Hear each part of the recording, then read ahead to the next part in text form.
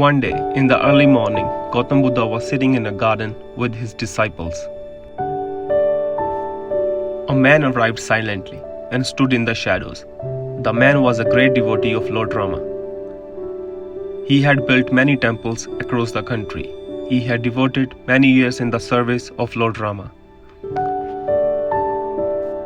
He would always chant Rama's name and contemplate on Rama's greatness.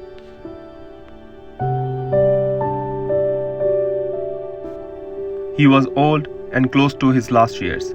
Even after many years of dedicated spiritual effort, he was not realized.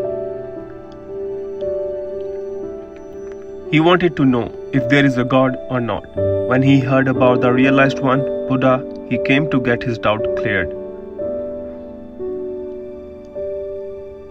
When he felt nobody would notice him talking to the Buddha, he asked, "O enlightened one, please tell me the truth only. Is there a God?" Buddha, from his intuition, knew that man to be a great devotee of Lord Rama. He looked at the man with seriousness and said, "No, my friend, there is no God."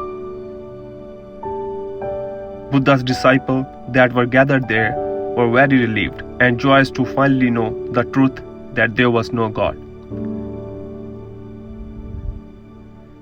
They all started muttering between them, sharing what Buddha had just told.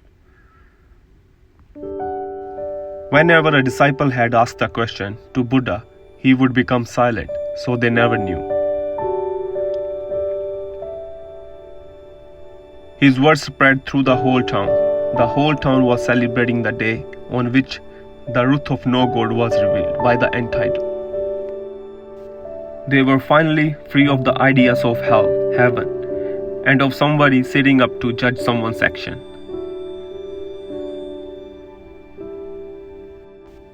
It was getting late in the evening, and once again, the disciple came back and sat around the Buddha.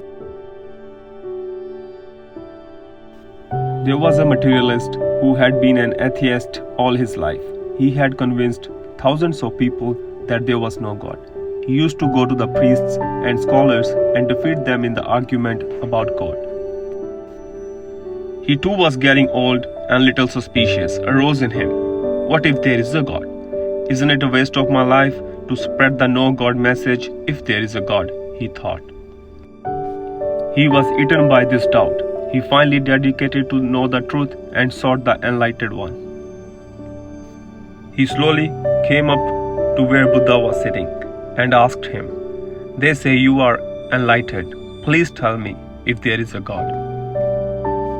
Buddha, knowing that man to be an atheist, said with firm voice, as if he is in firm conviction, "Yes, there is God."